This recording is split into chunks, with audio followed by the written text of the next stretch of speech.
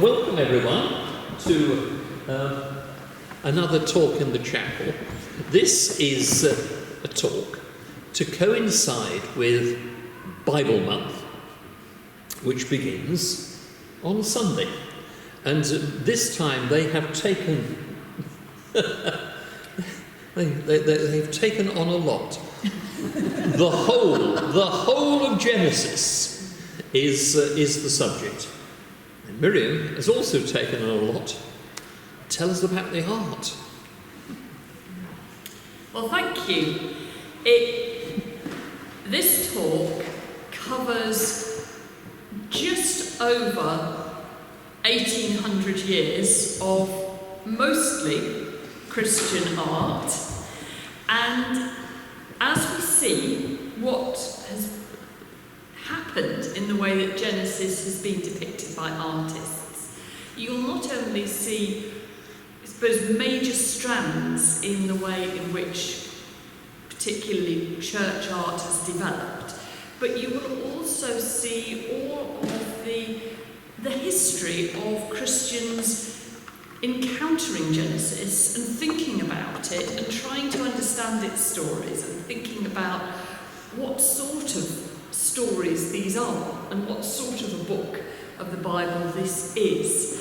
So the picture that you see on the screen there is from the early 16th century, so it sits in a sense in the middle of the talk. The people who've presented the Bible Month themes have divided the book up into 4 sections, so looking at creation, looking at the story of Jacob and Esau, looking at the story of Abraham, and then the story of Joseph. And I'm going to broadly follow those 4 sections and take us really through time with a few kinks and bumps in the road, looking at what happened.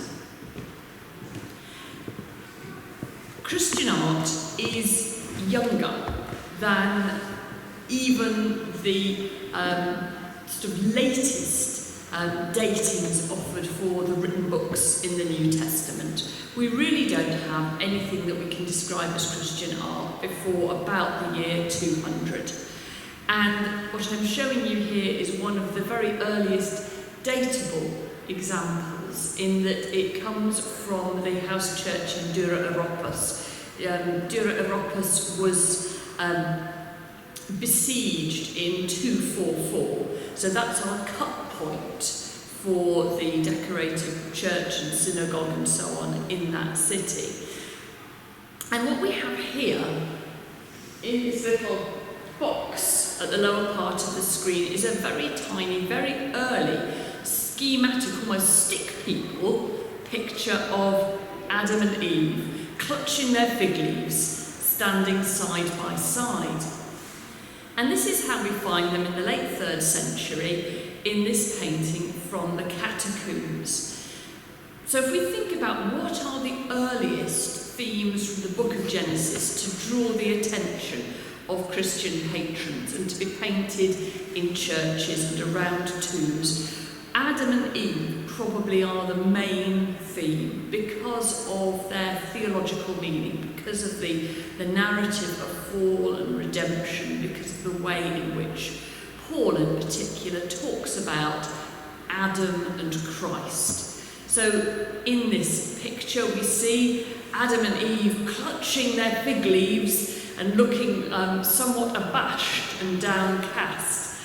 And you can see how these sorts of images are part of a dogmatic presentation, so a theological use of these early chapters of Genesis to talk in particular about being a human being, about being fallen, about sin and salvation. And this format, as you can see here, becomes embedded very, very early. So tree in the middle, Adam and Eve on either side with their fig leaves. Here we have them on the sarcophagus of Junius Bassus. Junius Bassus was a person of senatorial class who was baptised as a Christian on his deathbed. So we've moved here from the period before the toleration of Christianity, the house church, and the time of the catacombs through into a period where Christianity is becoming, it's in the process of moving from a tolerated religion to effectively the official religion of the Roman Empire.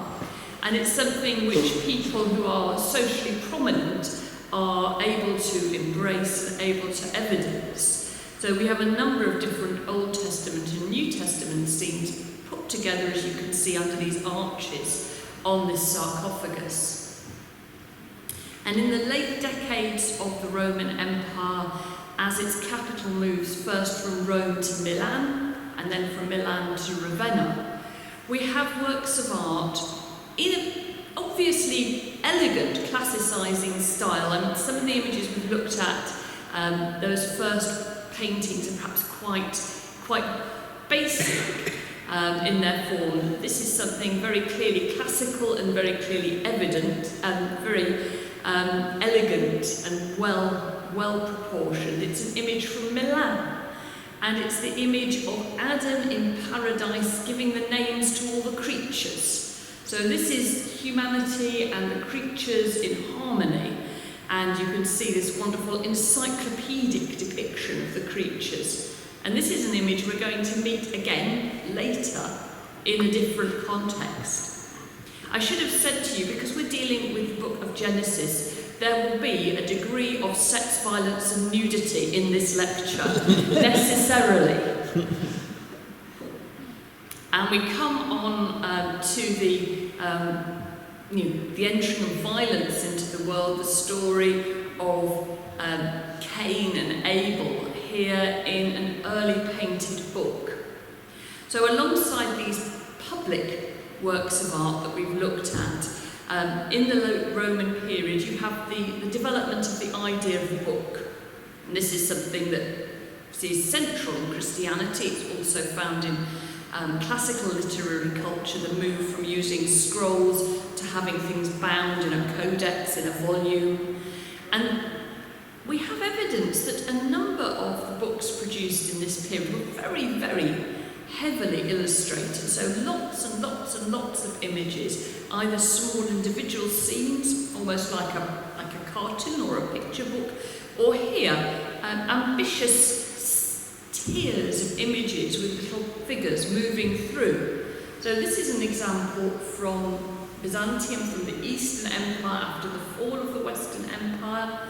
And then this is an example from Carolingian art. So this is from what becomes the Holy Roman Empire, the Kingdom of Francia, ruled over by Charlemagne, so in the early 9th century. And you can see there's a similar approach here, tiers of scenes and a narrative sequence. So we start there, God puts Adam into a sleep, he extracts the rib from which he's going to fashion Eve. Eve and Adam are introduced to one another, then they are instructed about the tree. You can see how by turning the figures to face each other or putting the trees in between the scene, the artist is taking us through the story. Then on the third row down, we have Eve and the serpent. She's picking the fruit, she's sharing the fruit with Adam. Then the scene that you're both familiar with them clutching the fig leaves and being spoken to by God. And finally the scene of them being expelled from paradise and ending up there on the earth, Adam delving and Eve with her baby. And so you have this whole narrative playing out in an elaborately decorated book. By the time we get to the turn of the millennium, we start to see in great churches and abbeys of Western Europe, Northern Europe, the use of these scenes, particularly this Genesis story, the story of creation and fall, in a very public way. So these are the beautiful bronze doors from Hildesheim. And you can see here that same scene of Adam and Eve expelled from paradise. And I hope you can see here, we've got all of that demonstrative, dramatic language, the picture language where people point at each other and, show in their bodies how they feel.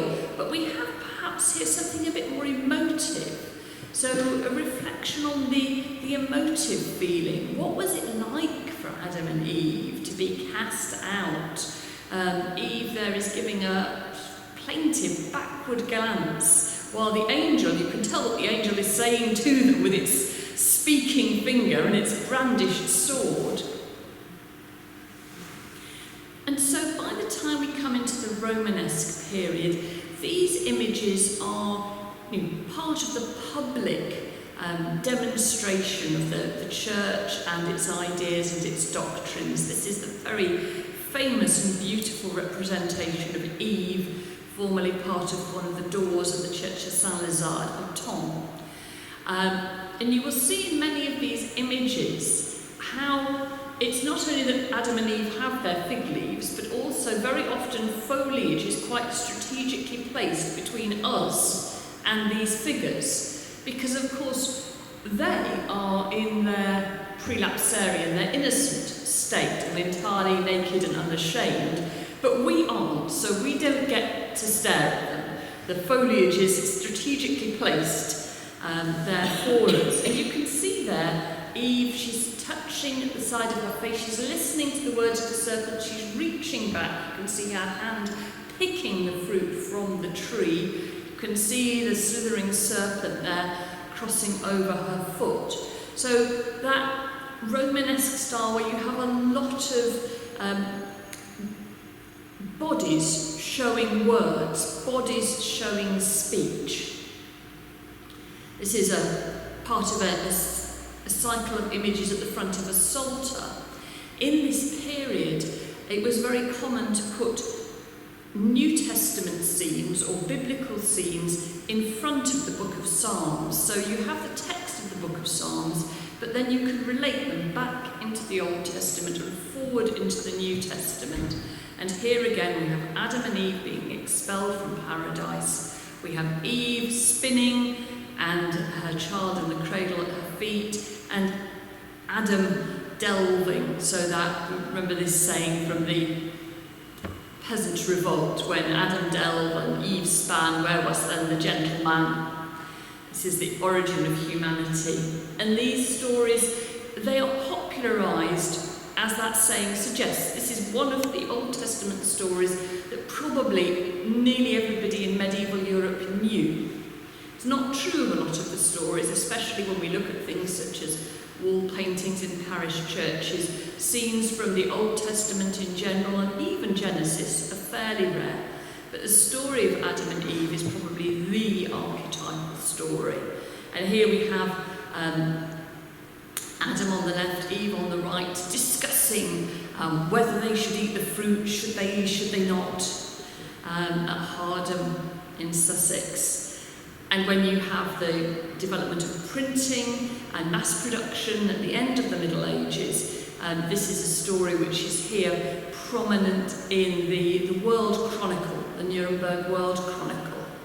So this is one of the things that we'll see with this story. It moves into different contexts, from being a theological image or an image that's associated with the public teaching of the church. It then ends up in different places. It ends up in history, here, and we'll also see how it starts to end up in works which we might broadly think of as being scientific or instructional.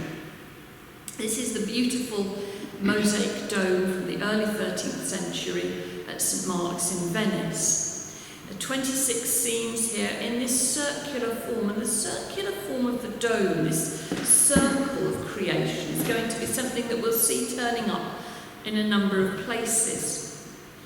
This mosaic is really interesting because it appears to be based on this manuscript, which came probably from Alexandria in the 4th or 5th century, so a very early, elaborately decorated copy of the book of Genesis, probably with between 340 and 360 separate pictures in it. Unfortunately, this book was in the Cottonian library fire, and as you can see, very, very badly damaged by that fire. So you've got there, on the left, the scene of God introducing Eve to Adam from the mosaic, And that might help you to see that on this fragment we also have the standing figure of God, and we have the rather elegant classicising figure of Eve. So this idea of the circle of creation, or the rota, we talk about learning things by rote, because in this period, the 11th, 12th century, the idea of organising knowledge visually and using wheels and trees and buildings to organise knowledge becomes very prominent. So this is the beautiful Corona creation tapestry with all the days of creation surrounding the image of God, the Creator. And if you look around it, there are all sorts of different pieces of information that have been included here. We've got representations of the different winds, we've got representations of the different planets, we've got the seasons of the months. There's something very encyclopedic about this tapestry. It's probably meant to go over an altar. And like a lot of works of art from Spain around the time of the millennium, it has parallels in Islamic Moorish art as well as in Christian art. Another, as it were, scientific type of work that you get in this period from the 12th century onwards is the heavily illustrated bestiary.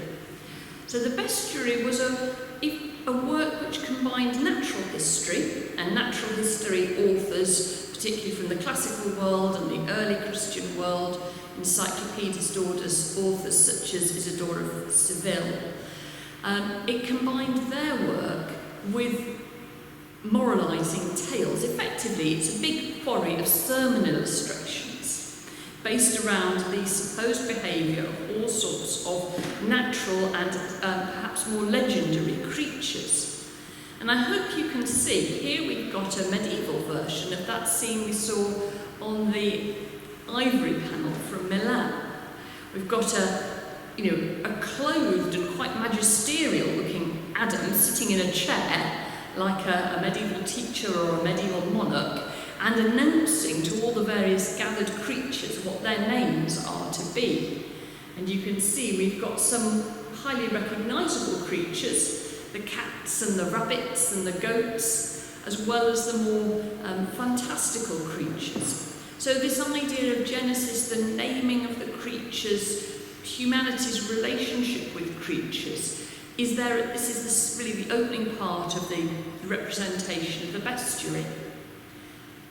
Similarly, the idea of the human being within creation and the human being as a microcosm of creation is used, for example, here by Hildegard of Bingen in her Book of Divine Works. And you can see how she has the standing figure of Adam. He's surrounded by this schematic circular image of the earth and the firmament and the spheres of the planets. Obviously, we're thinking about an earth-centric model of the universe, and then God as the burning fire surrounding all of that. And Hildegard shows herself as this tiny vignette in the bottom left-hand corner, looking up and seeing this vision of humanity held within all of creation. And this circular model, and if you like, an astronomical or scientific model of creation, turns up in a lot of later medieval and early Renaissance pictures of creation. So you can see here in this image of the expulsion from paradise, so again Adam and Eve and the angel, as we're familiar with. You've also got the image of God creating the world as this series of concentric spheres, the earth with its different elements in the centre, and then the spheres of the planets, and then finally the signs of the zodiac, so the representation of the circle of time. And I hope you can see that this image is effectively a version of the same image. But this image comes from a different context, because this is from the Luther's translation of the Bible. So this is an early Protestant vernacular Bible. But the printed image in its iconography, in its imagery, it's looking back to these essentially classically inspired but medieval scientific images of what creation is, what the universe is. So we have this crossover between images of creation and images of science. We also have, with the Renaissance, a growing sense of the appreciation of the human body. Adam and Eve, they are naked and they are unashamed. They are characters, rare examples of characters within the Jewish and Christian context, who can be shown in an unclad state. And as with most Renaissance art, the medium of sculpture leads the way. So here we have a beautiful 13th century image of Adam.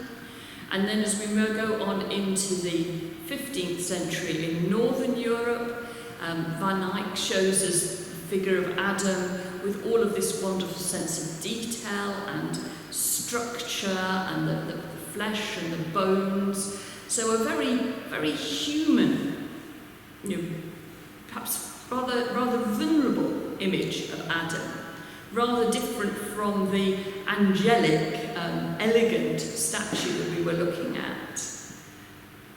And Masaccio takes us further in that we not only have the beauty of the human body, but we have the human body racked with emotion. So that sense of emotion we saw in a very stylised and mannered way in the Romanesque art. Here we see it in a much more recognisably naturalistic way. Adam and Eve overcome, cast out. And you can tell where this is going. We're obviously leading up to the Sistine Chapel. You knew we were going to have that image this evening. But I thought you'd be interested to see, this is Jacopo della Quercia's image, an image which Michelangelo, we believe, would be familiar with, showing God creating Adam. And you can see here all of the beauty and the ability to depict the human body that we would associate with classical art is very readily present. And there's that sense of interaction between Adam and God. It's not perhaps as demonstrative or stagey as some of the earlier images, but you've got that sense of their connection. And Adam raises his hand in a gesture to show that he is listening, he is awakened by the voice of God, and God reaches out to Adam. And you can see how an image like that is then dramatised and pulled out and made tauter and more, in a sense, more significant in the way in which Michelangelo presents it at the start of the 16th century. So we have this miraculous, almost touching finger gesture, God and Adam looking into each other's eyes. And in the Northern Renaissance, artists such as Cranach, who revelled in the freedom of Lutheranism to depict the human body. So you have this, what happens in the High Italian Renaissance, and you have it happening in a slightly different way, but particularly with the support of Lutheran Protestantism. Here the image of Adam and Eve, and Adam rather scratching his head about the apple, Eve looking a little bit more assertive, and all of the creatures beautifully displayed around them. So the idea of sort of the historical and the scientific, and then the idea of humanity and the human body and its expressiveness. And this leads us to something which I'm not going to dwell on a lot tonight, but I want you to just take on board, which is that all of these stories from Genesis have had lots and lots of theological, moral and social meanings grafted onto them. They've been used to prove and disprove and exemplify all sorts of different ideas. And even some of those earliest statements about humanity in Genesis, they've been used to create all sorts of dichotomies and polarities. So this, for example, would be very true about the way in which the figure of Eve has been often historically used. So I thought I would show you this through this extraordinary picture of the tree of life. Eve is often seen in contrast to the figure of the Virgin Mary, just as in the New Testament Christ and Adam are juxtaposed. And you can see here on the left-hand side, so on the, as it were, the right hand of God's side, the approved side, we have this sort of interesting, almost transgressive image of the Virgin Mary taking these hosts off the tree and, as a priest, giving the host to these kneeling churchgoers. She's associated there with the image of Christ on the cross.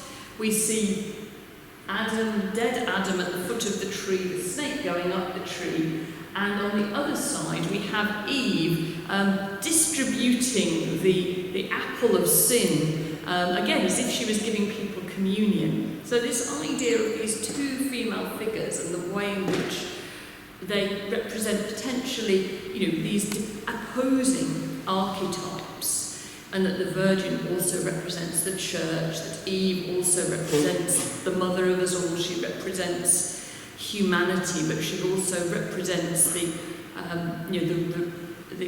as many people would have seen it, the guilt, the specific guilt of women in the fall.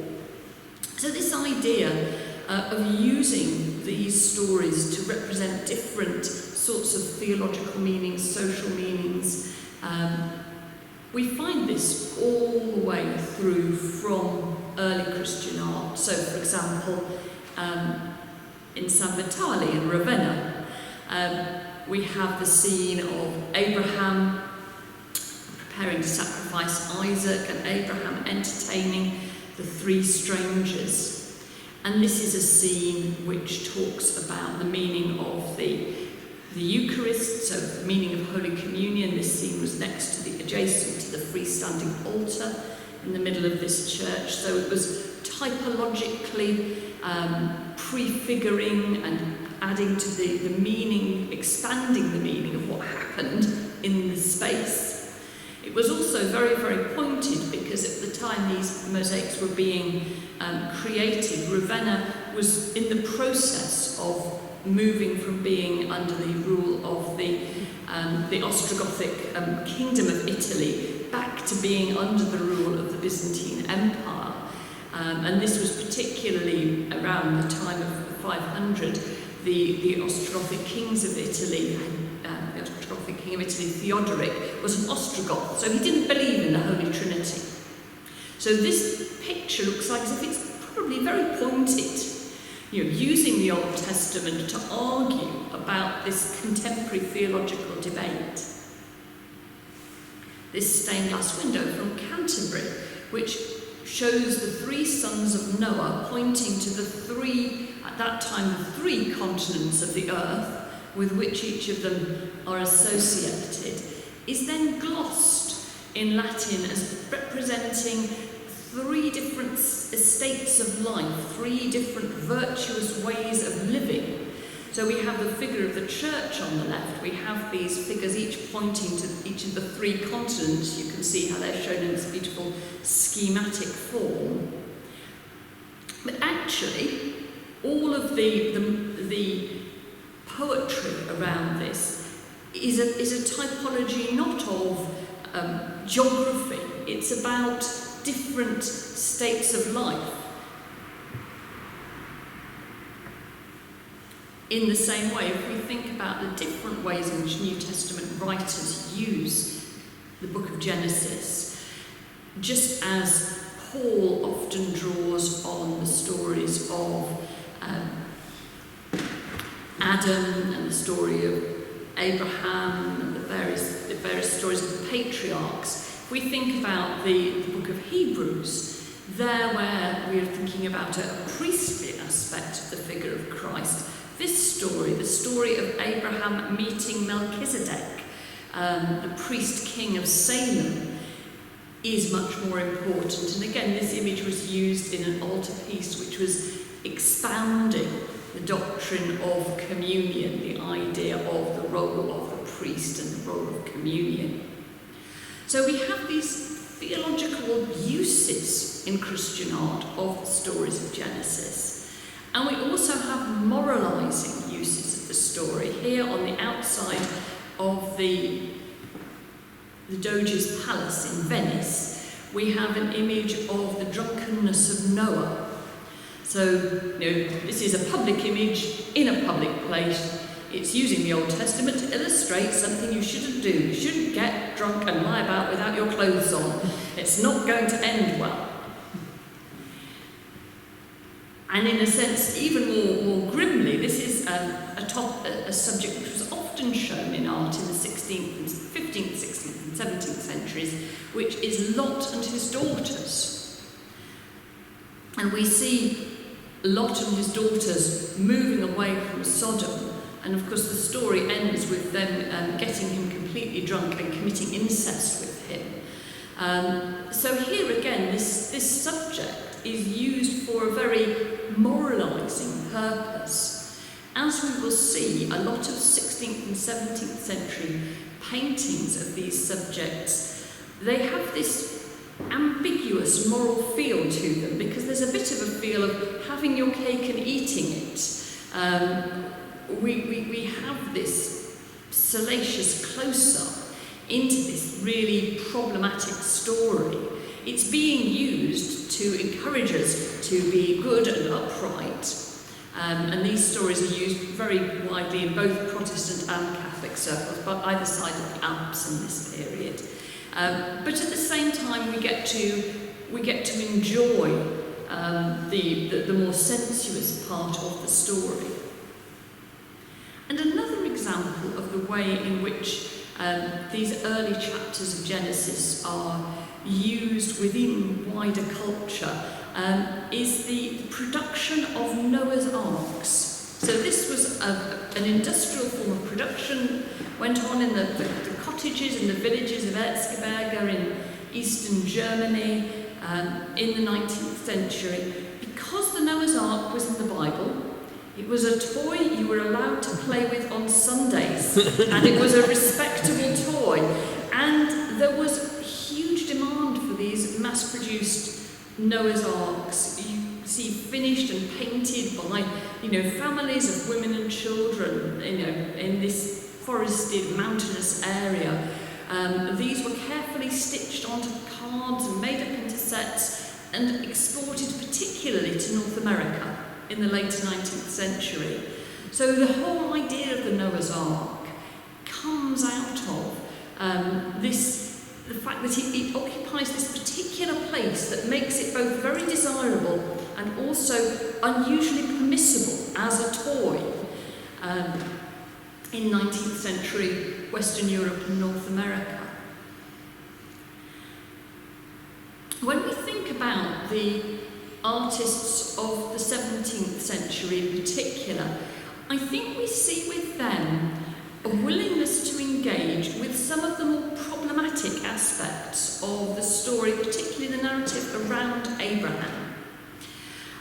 In those periods we've looked at already, often these stories are immediately turned into allegory. So they immediately become a way of teaching a theological idea or a moral idea. What is actually really difficult, humanly difficult about them is perhaps not brought out.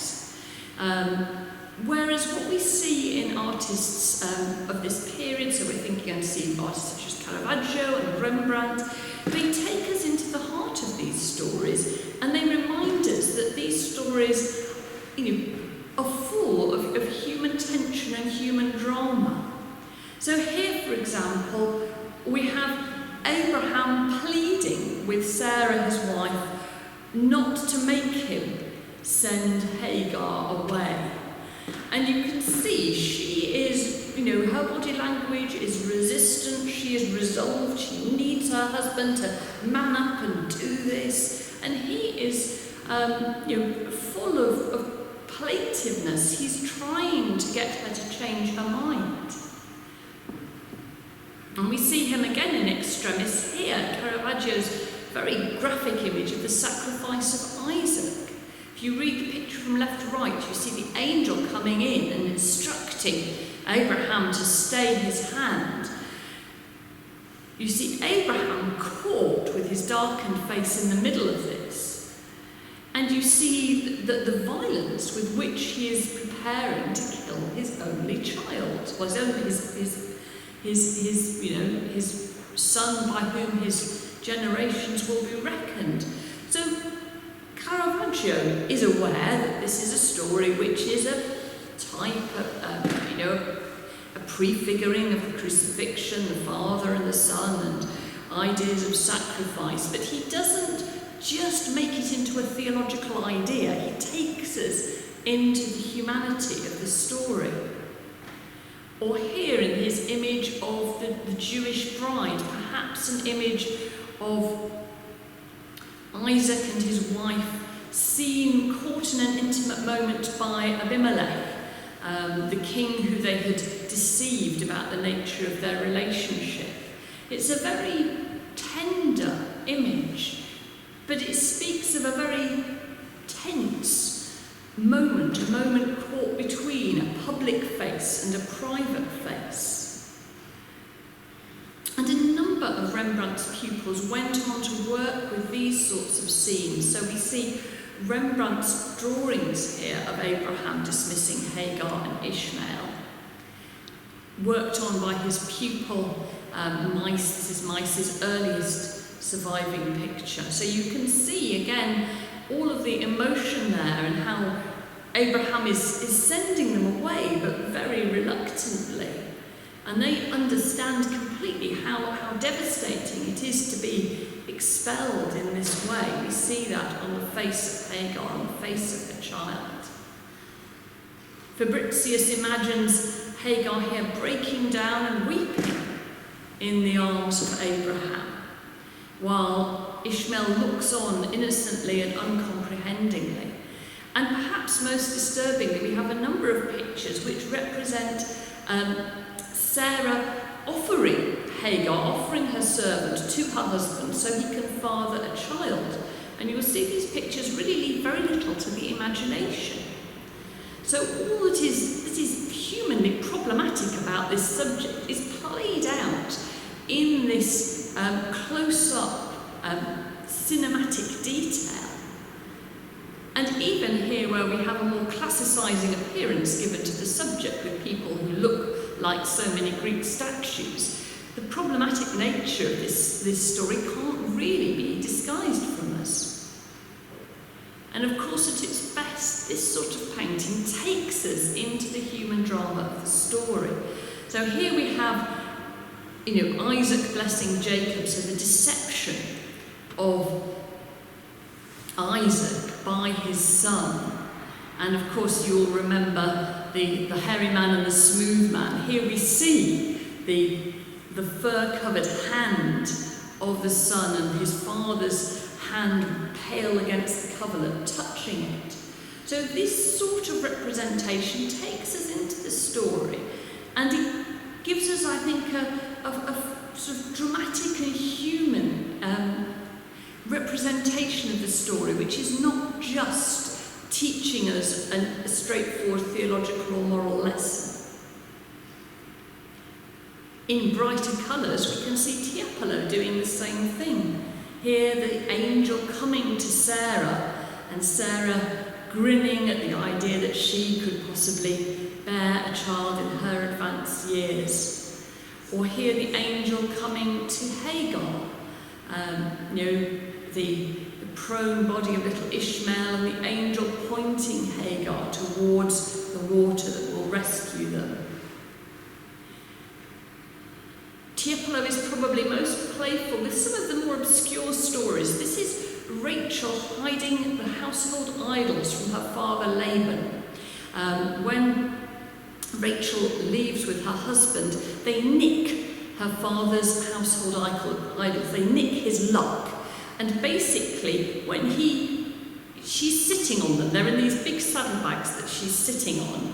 And when her dad wants to kiss her goodbye, she says, "Oh, Dad, please excuse me, I don't get up, I'm having my monthly." So she lies to her dad, claiming that it's her period and she can't get up and greet him.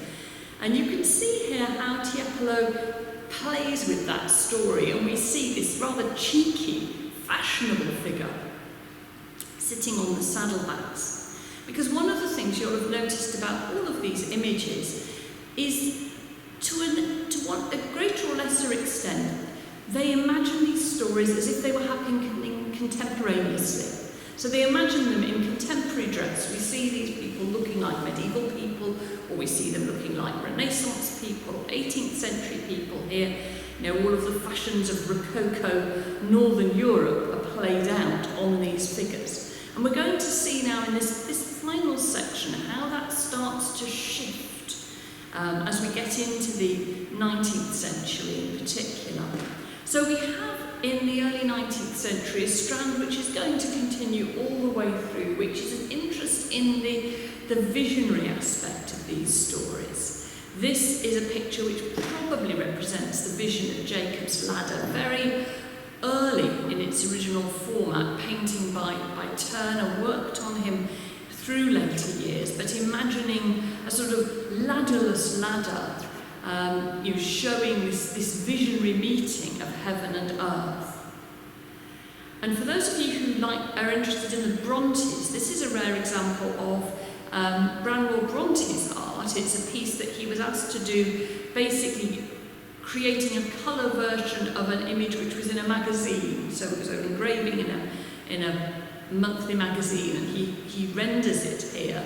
And you can see how, on the one hand, the figures are perhaps, a little bit lumpen, but there's a great interest in the sense of light and the drama of light in the scene, and imagining what this dream of the staircase or the ladder, the meeting of heaven and earth, might be.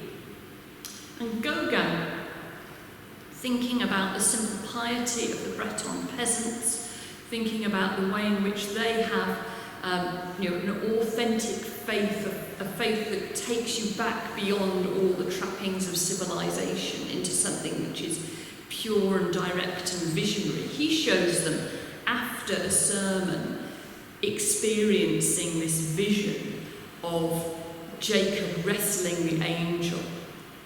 So we have this visionary aspect. But on the other hand, we have what is first a sort of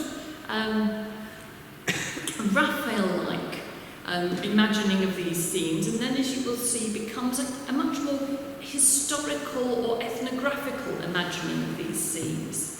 So in the early 19th century, we have a series of youthful, reforming art movements with the Nazarenes, the Pre-Raphaelites, and you're going to see they imagine these scenes very much as, in the case of the Nazarenes, images after Raphael, and in the case of the Pre-Raphaelites, as images from the period before Raphael, but with a sort of idealised, sharp beauty. So here we have Joseph embracing his brothers, so this very human scene. Here, similarly, very Raphael-like, with very soft colours, smooth landscapes. And interestingly, we have almost no pictures of the scenes from the Old Testament at all by Raphael. So this is an imagining of these in this Raphael-like genre, with these idealised human figures, very beautiful and tightly drawn. And of course, this picture you could go and see in the museum at Leicester, very much falls into that category. Dice is from that generation just before the Pre-Raphaelite movement, but with a similar interest in trying to create something that was authentic and had a sort of, as it were, a genuine religious spirit in it. And you can see how he imagines this scene as a sort of, Raphaelesque scene, but also you can see he's got some palm trees in there in the background. So what happens in the 19th century is, aware of archaeology, history, geography, aware of the collections in places such as the Louvre and the British Museum, artists start to want to show these scenes of the lives of the patriarchs as if they actually were happening in the Middle East. with the climate and the topography and some of the costume details that either they've got from archaeological sources or, and this is a very common idea in the 19th century, when people travelled to the Middle East and they saw the customs, because of that sense of continuity, they often assumed this must be exactly how it looked, in the time of the book of Genesis. So they take this as a very straightforward context to illustrate. So here, for example, we've got Joseph sold by his brethren, and you can see how this is very, very different from that sort of classical vision of what this life of Joseph should be. Now we are out under the big open sky with the expanse of the desert, and we have the prone figure of Joseph and traders with their camels approaching. In France, Vernet was one of the artists who assumed that what he could see when he visited the Middle East, what he saw among the lives of the Arabs and the Bedouin, was effectively a very simple continuation of the time of the Bible. Here is his image of Joseph's coat being besmirched with blood so as to trick his father.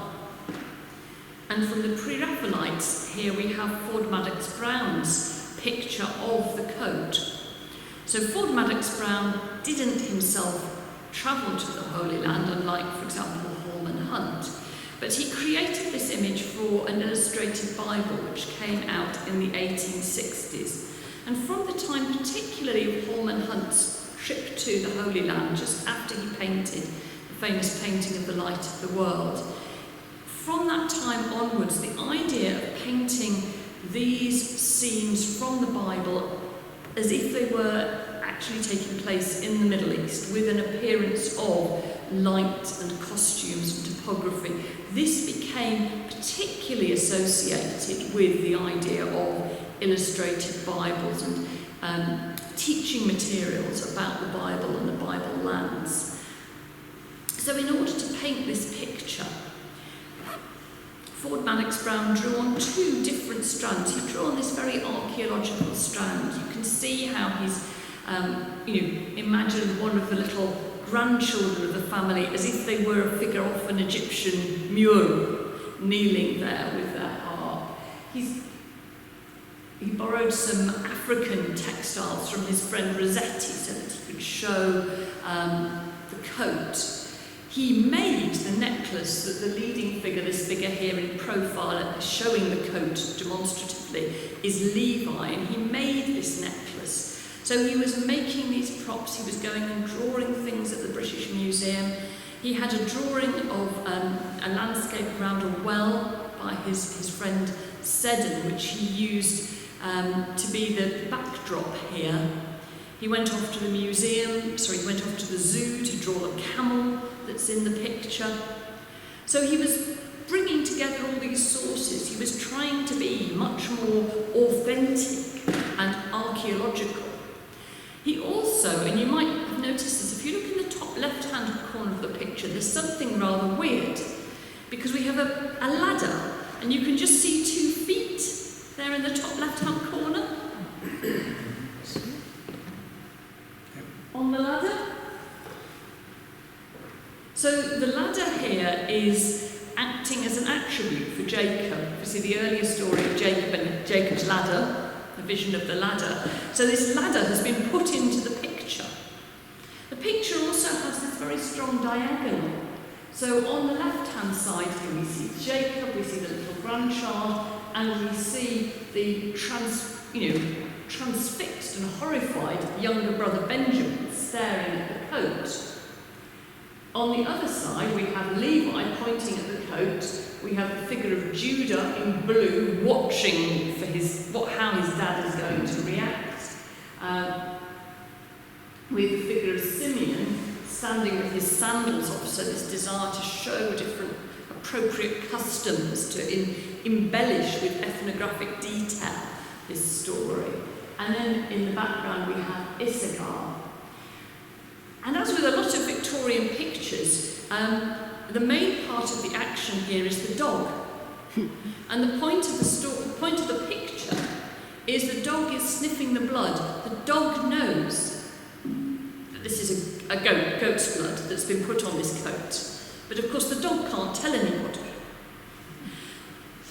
Holman Hunt said to Ford Magnus Brown that there just wouldn't be a dog. You know, this was a rather, I think he thought it was perhaps a rather sentimental idea. But you can see how these different ideas of human psychological drama and archaeology are put together in a picture such as this. In the aesthetic movement at the end of the 19th century, the beautiful figures of the book of Genesis once again become the subject of works of art exploring human beauty. So here we have this imagined portrait of the beauty of Rachel. Ferencz, this Hungarian artist, painted this picture entirely out of doors. So he's looking for that sort of authenticity, and you can see how here he depicts the scene in a much more informal way. So the psychology of this scene is rather different, whereas some of the pictures we've looked at are very, they're very dramatic and demonstrative, and we have big gestures. Here it all feels a little bit more messy, and we just catch Joseph's face a bit dazed, really, looking out at us, dazed and dateless, being, handed over by his brothers to these traders. You could do a whole lecture about the book of Genesis in 20th century art, but we're really close to the end here.